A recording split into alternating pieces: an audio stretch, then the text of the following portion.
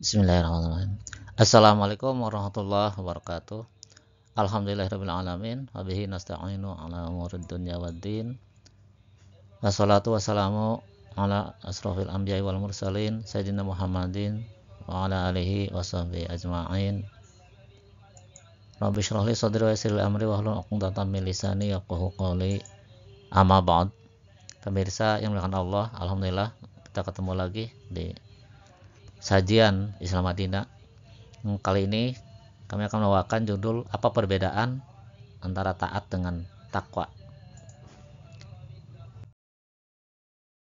Sebagai pendahuluan, sajian sebelum ini tentang takwa yang berjudul taat saja tidak cukup, perlu definisi ulang takwa, memunculkan pertanyaan, apa bedanya taat dengan takwa?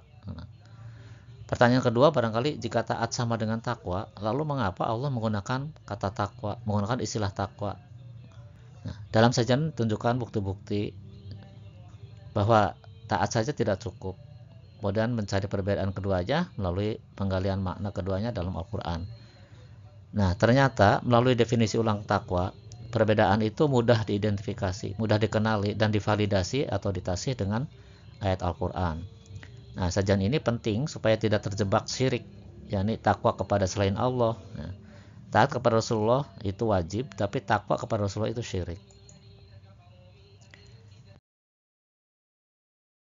Pemirsa, kita coba ajukan pertanyaan-pertanyaan terkait takwa dengan taat. Pertama, mengapa yang paling mulia itu yang paling takwa, bukan yang paling taat? Seperti dalam Al-Hujurat 13. A'udzubillahi minasyaitonir rajim. Bismillahirrahmanirrahim. Inna akramakum indallahi atqakum. Sesungguhnya yang paling mulia di antara kamu di sisi Allah adalah yang paling takwa.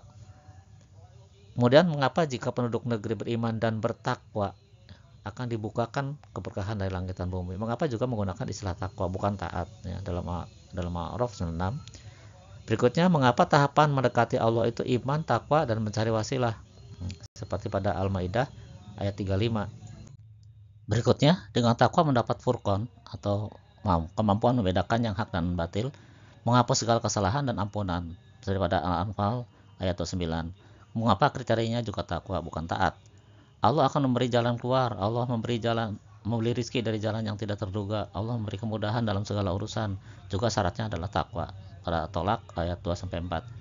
Kemudian menjadi wali Allah juga syaratnya takwa. Bismillahirrahmanirrahim. Ala inna awliya Allah la khaufun alaihim wa lahum yahzanun alladzina amanu wa kanu yattaqun. Ketahuilah bahwa sesungguhnya bagi para wali Allah itu tidak ada rasa takut yang menimpa mereka dan mereka pun tidak bersedih. Mereka adalah orang-orang yang beriman dan selalu bertakwa. Yunus ayat 62-63. Kemudian surga juga dijanjikan bagi yang bertakwa, tidak pakai terma taat ya. Pertama, surga yang luasnya seluas langit dan bumi yang disediakan untuk orang-orang yang bertakwa. Ali Imran ayat 133. Perumpamaan surga yang dijanjikan kepada orang yang bertakwa ialah seperti taman mengalir di bawahnya sungai-sungai, senantiasa berbuah dan teduh. Itulah tempat kesudahan bagi orang-orang yang bertakwa, sedangkan sampai tempat kesudahan bagi orang-orang kafir adalah neraka. Ar-Ra'd ayat 35. Berikutnya, cinta Allah untuk yang takwa.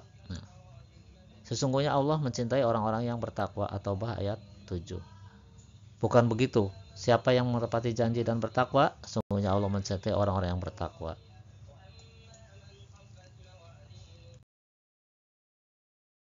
Lalu apa bedanya taat dan takwa? Beberapa bukti ayat di atas membuktikan taat saja tidak cukup dan juga membuktikan bahwa taat berbeda dengan takwa.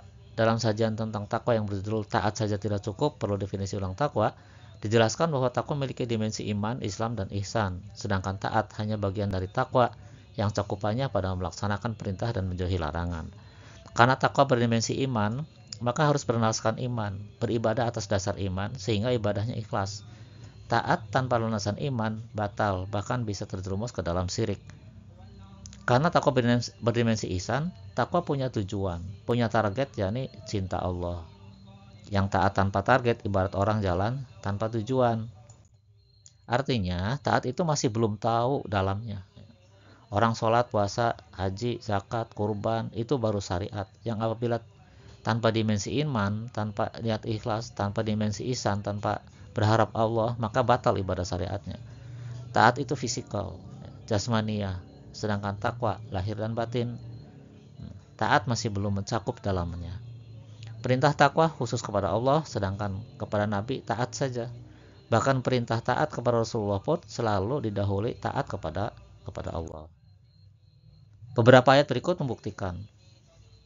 Pertama, Bismillahirrahmanirrahim. Ya ayyuhalladzina amanu athi'ullaha wa athi'ur rasul wa ulil amri minkum. Wahai orang-orang yang beriman, taatilah Allah dan taatilah Rasul, yaitu Nabi Muhammad SAW, serta ulil amri di antara kamu. Berikutnya, ya ayyuhalladzina amanu taqullaha wa qulu qawlan sadida yuslih lakum a'malakum wa yaghfir lakum dzunubakum wa may yuti'illaha wa rasulahu faqad faza fawzan 'azima.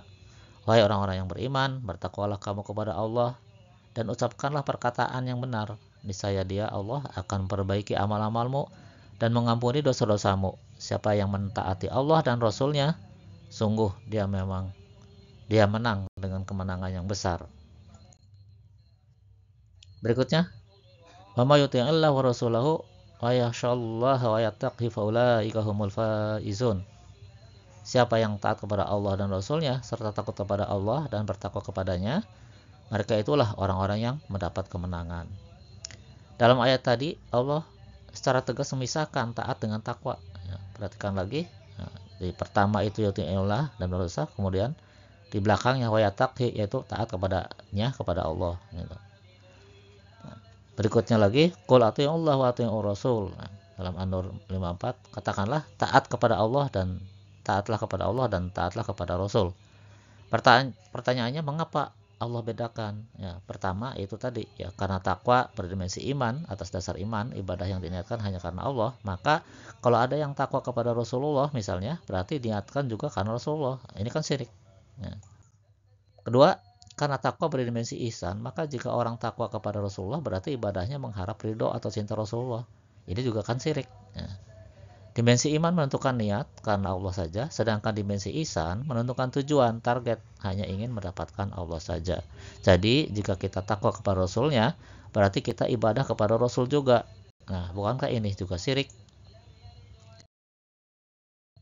Sebagai kesimpulan, dengan menerapkan kerangka takwa dalam 3 dimensi dan pendefinisian ulang takwa, maka perbedaan antara taat dan takwa mudah dikenali, yaitu atau diidentifikasi. Taat bermakna menuruti perintah dan menjauhi larangan saja, tetapi takwa harus berdasarkan iman, ya, tauhid, yakni ibadah hanya karena Allah dan untuk mendapatkan cinta Allah. Takwa itu khusus hanya kepada Allah saja. Dengan kata lain, taat kepada Rasulullah SAW itu wajib, tetapi takwa kepada Rasulullah itu syirik. Silakan kesimpulan ini dikoreksi jika salah. Sebagai penutup, Allahu a'lam, hanya Allah yang maha tahu. Ya, jika ada benarnya tentu dari Allah, dan jika Anda ngasih jempol berarti ya Anda ngasih jempol kepada Allah.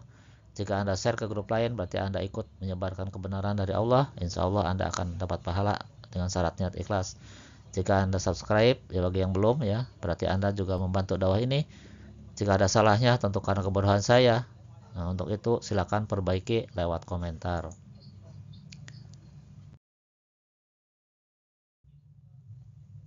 Demikian, terima kasih. Mudah-mudahan ada manfaatnya. Bila taufiq wal hidayah. Wassalamualaikum warahmatullahi wabarakatuh.